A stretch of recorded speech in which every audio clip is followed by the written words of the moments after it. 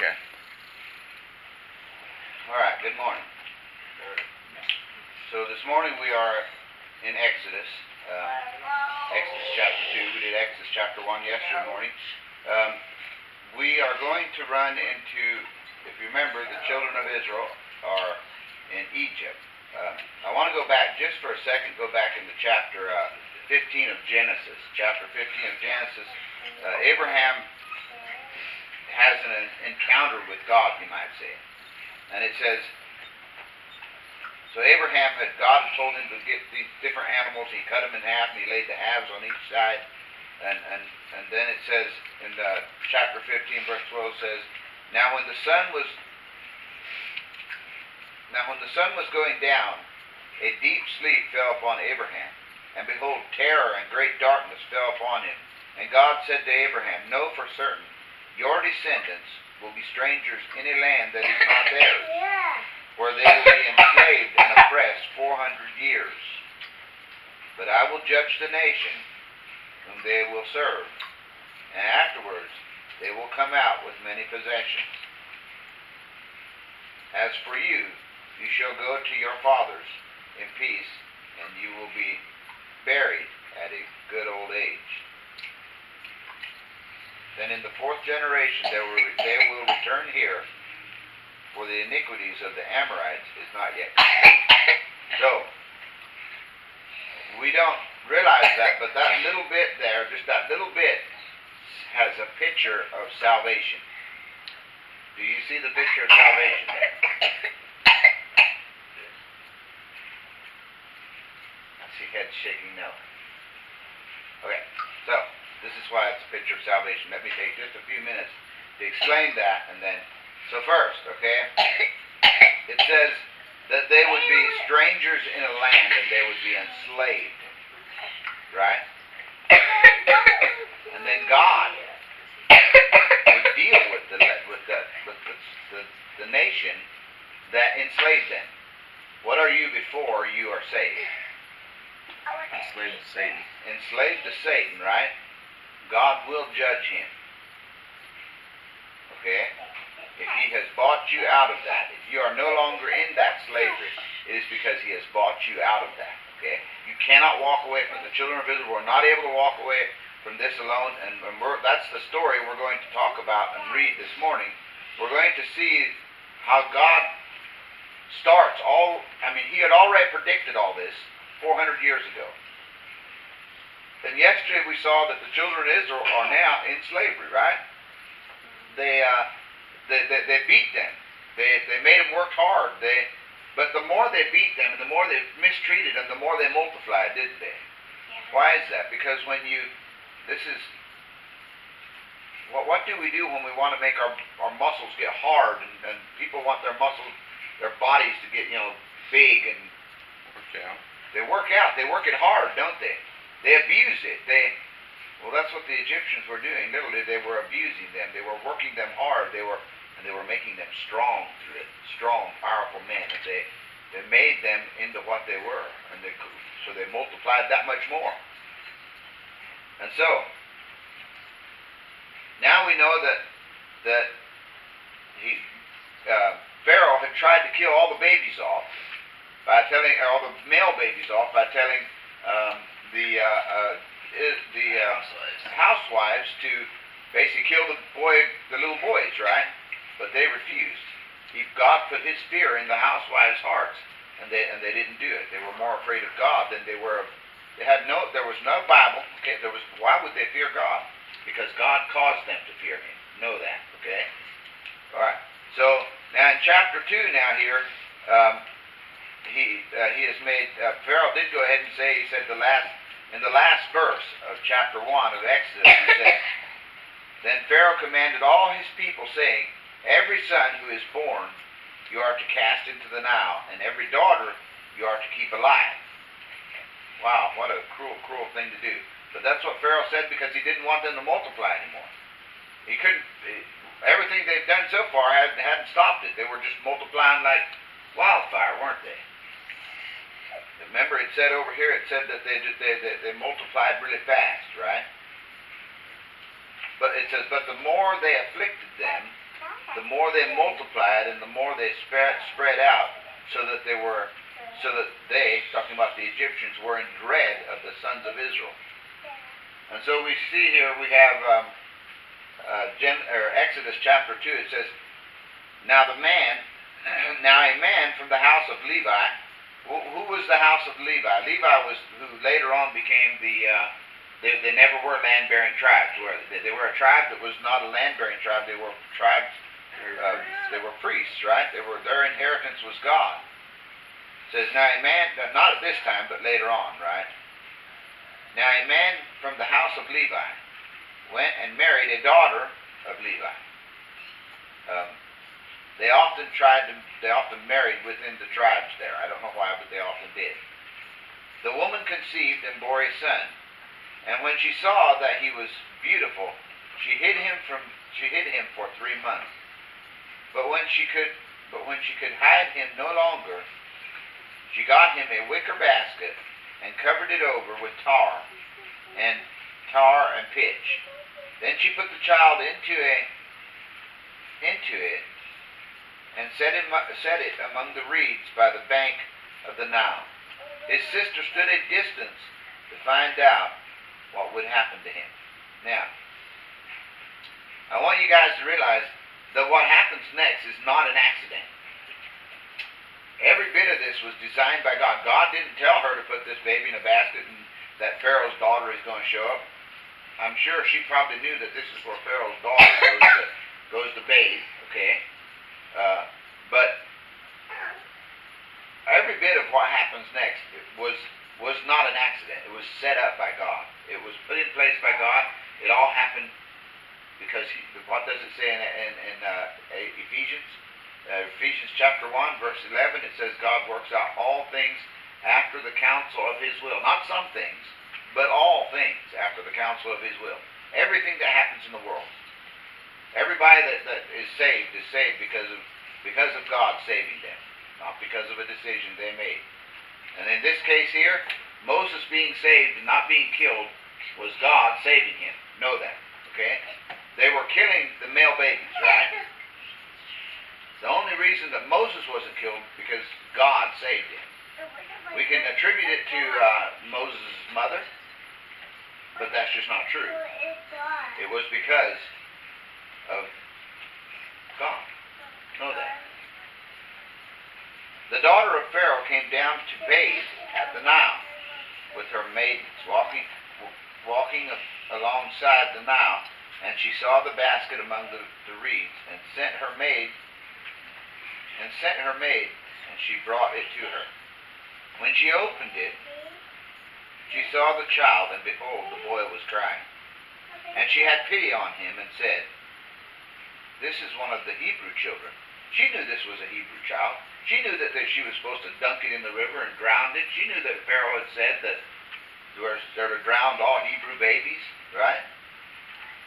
So he goes on, he says, then his sister said to Pharaoh's daughter, this was his sister Miriam, okay? She's there waiting, okay? He says, shall I go and call a nurse for you from the Hebrew women, that she may nurse the child for you? Think about that. Pharaoh's daughter said to her, go ahead. So the girl went and called the child's mother. Then Pharaoh's daughter said to her, take this child away and nurse him for me, and I will give you your wages. In other words, now she was going to pay her to take care of her own baby. So the woman took the child and nursed him. The child grew, and she brought him to Pharaoh's daughter, and he became her son. And she named him Moses, and said, because I drew him out of the water. Okay. So God is, think of all the babies that were dying and being killed and being male babies they were killing, right? But God chose to save this one. Why this one and not all the other ones? That wasn't fair, was it? I mean, why would it be fair for God to save Moses and not all the other babies? That was unjust, wasn't it? No, it wasn't. That's just the way it is. God works all things after the counsel of his will. And he goes on, he says, And it came about in those days when Moses had grown up. So now Moses is growing up, okay? So you got to understand something. Here, God worked all this out so that this baby he chose this baby out from all the other babies, okay? He saved this boy baby's life, and and obviously there were others that were saved, okay? So we know that, because they didn't all die off. It obviously didn't work out for Pharaoh. Does that make sense? Because then there wouldn't have been any males for Moses to rescue. But there were babies that were saved. But there were others that were killed too. Okay? I mean, there wouldn't have been no babies to grow up and for the nation to go on. But God is in control of all those things. Does that make sense? And it says, when Moses had grown up, that he went out to his brethren and looked at their land, at their hard labors, and he saw an Egyptian beating a Hebrew, one of his brethren. Okay? So Moses here, you got to understand something about Moses. He was raised in Pharaoh's house. He was raised he knew the language, he knew the laws, he was schooled in what the Egyptians believed because he was raised among them. Does that make sense? So obviously, God set this up so that he would be able to communicate with Pharaoh because he was raised in that. He knew the rules. He says, in verse 12, he says, So he looked this way and that, and when he saw there was no one around, he struck down the Egyptian and hid him in the sand. In other words, he killed him. The Egyptian was beating someone, so he killed him. He went out the next day, and behold, two Hebrews were fighting with each other, and he said to the offender, Why are you striking your companion? But he said, Who made you a prince or a judge over us? Are you intending to kill me as you killed the Egyptian? Then Moses was afraid and said, Surely the matter has become known. In other words, he thought that nobody knew. And he thought by killing this Egyptian he was beating someone, so he took it upon himself to defend his brother in the blood, right? And he killed the man that was beating him. But this Egyptian, he wasn't thankful at all. I mean, this Hebrew wasn't thankful at all. He was like, Who made you a prince over us? Who made you our judge? Does that make sense? And then when he said, Are you going to kill me like you killed the guy yesterday? Moses realized that people had seen him kill this guy, this Egyptian, and it probably got out, and probably Pharaoh was going to find out about it, and he figured he better leave because he would get in trouble for murder. Does that make sense? Yeah. When Pharaoh heard of this matter, he tried to kill Moses, but Moses fled from the presence of Pharaoh and settled in the land of Midian, and he sat down by a well. Now the priest of Midian had 7 daughters, and they came to draw water and fill the troughs to water their father's flock. Then the shepherds came and drove them away, but Moses stood up and helped them and watered their flocks. When they came to Reuel, their father, he said, Why have you come back so soon today? He said, So they said, An Egyptian delivered us from the hand of the shepherds, and what is more, he even drew the water for us and watered the flock. He said to his daughters, Where is he then? Why is it that you have left the man behind? Invite him to have something to eat. Moses was willing to dwell with the man, and he gave him his daughter Zipporah to Moses. Then she gave birth to a son, and he named him Gershom. For he said, I have been a sojourner in a foreign land. Now it came about in the course of these many days that the king of Egypt died, and the sons of Israel sighed because of the bondage, and they cried out. and their cry for help because of their bondage rose up to God. So God heard their groaning, and God remembered his covenant with Abraham, Isaac, and Jacob. God saw the sons of Israel, and God took notice of them. All right, so that's the end of that chapter. So now, one thing that we can see in this, we cannot rush God's timing, okay? We will see in the chapter coming up that God planned all along to have Moses be there to guide them to lead them out of Egypt, okay? But Moses decided, here he was raised in Pharaoh's house, and he felt sorry for and he thought, in his mind, he was like, I'm going to make things right here. I'm not going to let this go on. And yet, he went out and tried to take the law into his own hand and tried to do, but God wasn't ready yet, was he? And even though Moses was, here's another thing. Some people think, well, God can't use me because of the terrible things I've done in my life.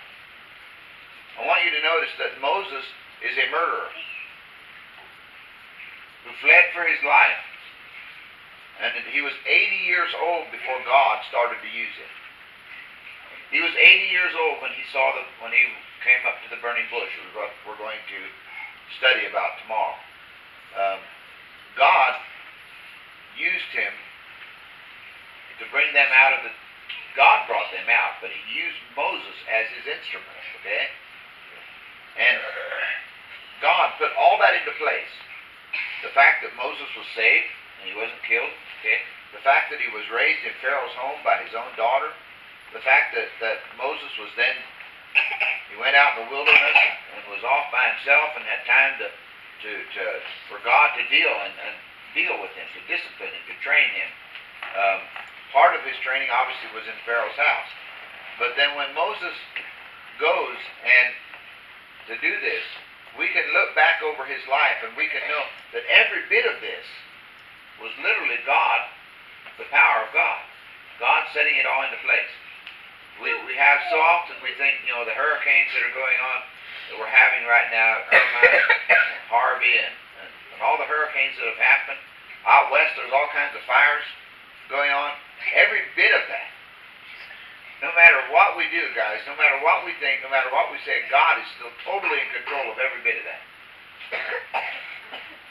It will not burn out west. It will not burn one blade of grass that God hasn't preordained that it will burn. It will not burn or scorch or singe 1 inch of ground that God didn't already preordain that it will happen. There is not one building or one thing destroyed or broken or damaged in Florida that God did not preordain before the foundation of the world that would happen. There is nothing that happens in the world. No one gets saved. No one goes to hell unless God puts them in hell, and no one gets saved unless God saves them. Okay? We don't like that. That makes people mad. They're like, well, that's not fair then. That's just not right. Well, I'm sorry, that's just the way it is. And then people say, well, then that makes us all robots, and we might as well not do anything. We might just sit back and wait and let God, and because God's going to do what he wants to anyway. It doesn't matter. That's exactly right. God's going to do what he wants to. And if you really want salvation, you will have it, I promise you. But you're going to have to want that more than you want your sin. Okay? Any way you look at it. Alright. So, any thoughts? I thought, how God uses Moses to bring the people of Israel out of slavery. I thought that as a picture of how God uses us to bring other people out of slavery. Yep. Of the devil. Yep. God used an instrument. You're right. That's a very good thought, Waylon. Although God is the one who brought them out of slavery, and he knew they would be in slavery, and we, before we're saved, we are in slavery to Satan. Okay? God used Moses, okay, to bring the children of Israel out of slavery. It was his instrument. In the same way, while God is the one that saves people, he does every bit of it. Okay? If someone is saved, it was totally God. But he uses his obedient servants, like Moses was an obedient servant, to reach the lost, to preach his word to them. And then people would say, yeah, well, boy, that's right, but then it's their choice, it's their freedom of will, it's their whatever. Well, I'm sorry, that still doesn't work for me. Because if the children of Israel were slaves, they could not leave until they were purchased out of there, until God caused them to be released. Does that make sense? God showed his power over all of Pharaoh's gods. That's what all the plagues were. And that's exactly, Jesus talks about the strong man. You can't go in and steal from the strong man's house, can you? Unless it's someone that is stronger than the strong man, right? Moses wasn't stronger than the strong man, but God was. In the same way, if someone is saved today, they are a slave to the strong man that Jesus was talking about. We don't have the ability to save people out of that, but we can go in and preach the gospel to them. And they don't know this, people don't believe this, if they believe that gospel is because God caused them to believe it, not because you made it make sense. Because the Bible says very plainly in 1 Corinthians chapter 1, verse 18, that the gospel is foolishness to those who are perishing. And if we make it where it's not foolishness, where it makes sense, then it's not the gospel. Okay? So many people come to what they believe is salvation because it makes sense. If it made sense, guys, it's not the gospel. And the fact that people don't understand that is because, once again, they represent 1 Corinthians 2:14. They are not spiritually appraised. They cannot understand the things of God. Does that make sense? Yeah. All right. Any other thoughts? That was good, Wayne. All right. Let's close in prayer and we'll get our day started. Father God, thank you for this day, Lord. I thank you for your word. I pray that you impress on our hearts of your sovereignty, of your power, your glory, your justice, and your... Lord, I just pray, Father, that you help us to realize that you are totally in control of all things, that you work out all things after not some things, but all things after the counsel of your will. Father, that you are sovereignly in control of every little thing that happens in the world. Father, that if the people are saved, it is because of you. If they are not, it's because of you. But at the same time, we have a responsibility. Father, that you are sovereign completely in all things. Help us at the same time to realize our responsibility, the human responsibility that you have laid on us, that you do not cause anyone to sin, you do not tempt them to sin, you do not, Father, that it is our own wickedness within us that causes us to sin. But Lord, I pray that you open the hearts of those in this town, to prepare them, to help them realize that grace is an unmerited favor, not something you work for, not something you do, not something you make a decision for, but that grace is a gift, a free gift, totally, completely, unequivocally, completely free, without any strings attached. And Father, I pray that you just press that on the hearts of those in this town. I pray that you break our hearts for the lost, first of all, and that you prepare the hearts of those that we will be speaking to. That you, Father, you would have a harvest here, that you would call out yours. Father, I pray that you help us to be faithful, to do what you've called us to do. I pray that you touch the hearts of those that watch these videos, and the hearts of those in our church, that you would show them salvation is of you, and is you showing your power to change the human heart from hating you to loving you. Father, just go with us today. Help us to get the things done we need to do. Father, help us that the things we say and do will bring glory to you and not us. Forgive us where we fail. Pray in Jesus' name.